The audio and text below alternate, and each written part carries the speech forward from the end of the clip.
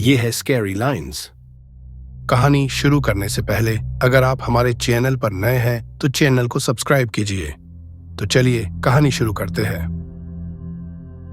भूतों की कहानियां कल्पना के आधार पर लिखी जाती है, लेकिन कल्पना भी कुछ वास्तविकता से अभिप्रेरित होती है। भूतिया अस्पताल एक ऐसी मां की कहानी है जिसके दुखों के सैलाब ने कई माताओं की गोद को खतरे में डाल दिया। एक बहुत पिछड़ा गांव था, वहां लड़कियों की आबादी साल दर साल कम होती जा रही थी। गांव के ज्यादातर लोग लड़का पैदा होने को गौरव मानते थे, और वहीं दूसरी तरफ यदि किसी के घर में कन्या पैदा हो जाए तो उसे हीन भावना से देखने लगते थे। उसी गांव में 4 भाइयों का एक परिवार रहता था। सभी भाइयों की शादी हो चुकी थी, लेकिन 3 भाई जो सबसे बड़े थे, उनकी औलादों में केवल लड़कियां ही थीं। पूरा खानदान लड़के की आस लगाए बैठा था।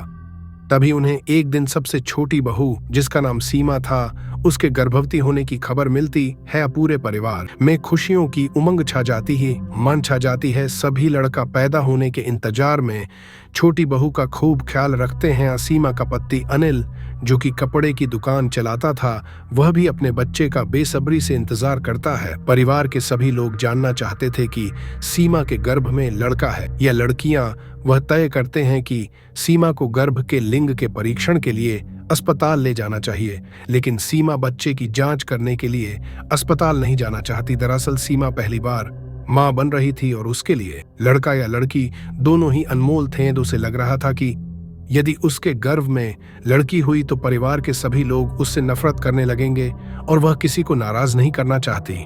लेकिन अनिल सीमा को अस्पताल ले जाने के लिए मना लेता है।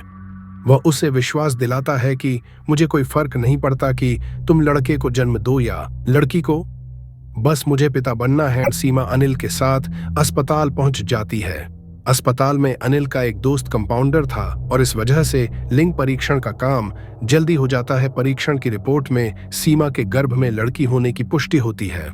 परिवार को जैसे ही पता चलता है सीमा लड़की को जन्म देने वाली है, परिवार में मातम छा जाता है। पूरा परिवार मिलकर अनिल को समझाता है कि यह लड़की हमें नहीं चाहिए। वैसे भी परिवार में इतनी सारी लड़कियां हैं, और अब एक और लड़की से परेशानियां बढ़ती जाएंगी।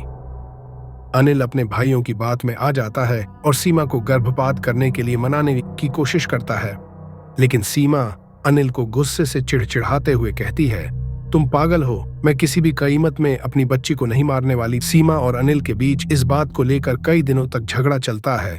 एक दिन सीमा अचानक अपने कमरे में बेहोश हो जाती है।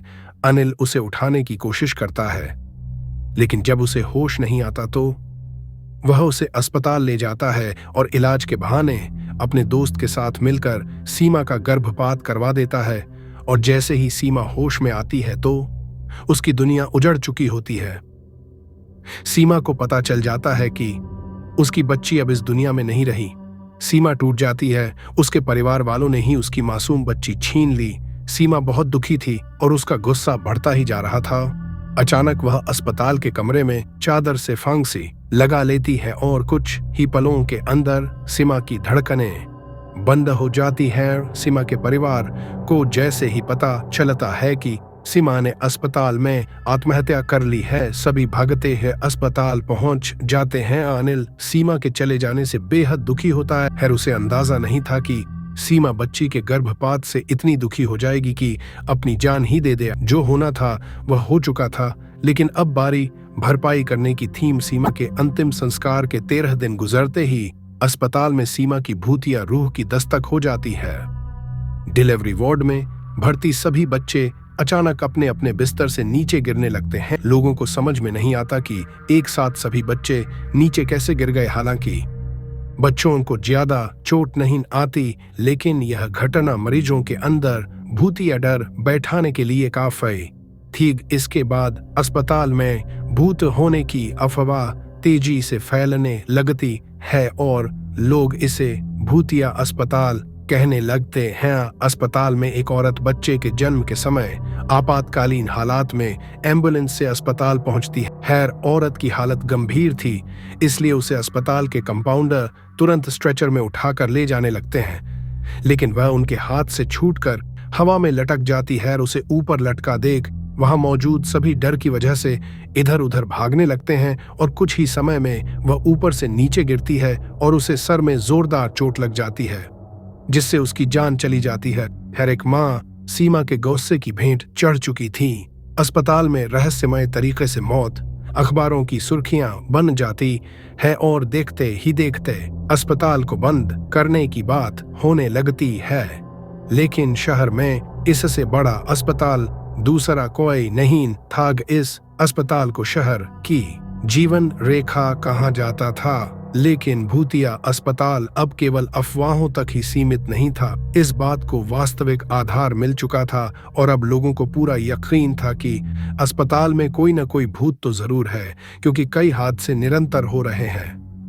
अस्पताल प्रबंधन मुद्दे को गंभीरता से लेते हुए अस्पताल में झाड़ फूंक करने के लिए एक बहुत प्रतिष्ठित ओझा को बुलाते हैं। ओझा अस्पताल के कमरे में मंत्रों से सिद्ध किया हुआ नींबू रखकर सीमा की रूह का पता लगा लेता है। देखते देखते नींबू का कलर सस लाल हो जाता है। उस कमरे में मौजूद अस्पताल के कर्मचारी एक दूसरे का मुंह देखने लगते हैं। ओझा अस्पताल के कर्मचारियों से कहता है कि इस अस्पताल में एक दुखियारी मां की आत्मा है जिसके बच्चे का गर्भपात किया गया था, इसीलिए वह इस अस्पताल में किसी को भी मां नहीं बनने देना चाहती।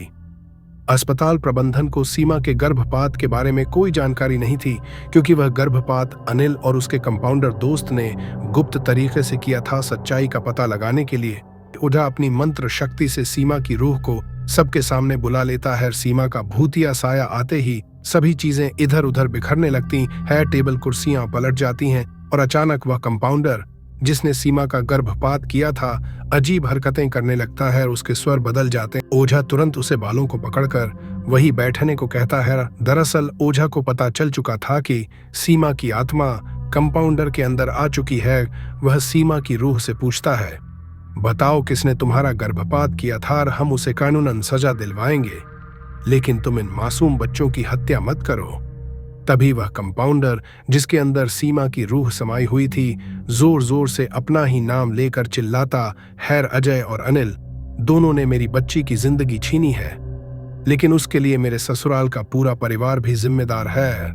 जब तक इन सबको इनकी गुनाहों की सजा नहीं मिलेगी तब तक मैं इस अस्पताल में किसी को भी चैन से नहीं जीने दूंगी।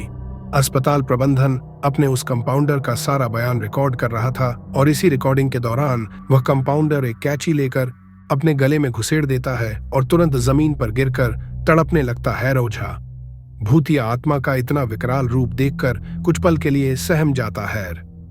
तभी अस्पताल के कर्मचारी कंपाउंडर को तुरंत उठाकर आपातकालीन कक्ष लाते हैं, लेकिन बदकिस्मती से वह अपनी मौत से लड़ने में असफल हो जाता है।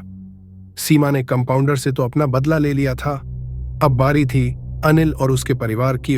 कंपाउंडर की हत्या से मामला पुलिस के संज्ञान में आता है और एक के बाद एक कड़ी जुड़ाने के बाद पुलिस अनिल और उसके परिवार के सभी सदस्यों को सीमा के गर्भपात के जुर्म में गिरफ्तार कर लेती है, जिससे कहीं न कहीं सीमा की आत्मा को थोड़ा शांति तो मिलती है और अस्पताल से सीमा की दहशत का साया गायब हो जाता है। और इसी के साथ ही भूतिया अस्पताल हिंदी हॉरर स्टोरी समाप्त हो जाती है।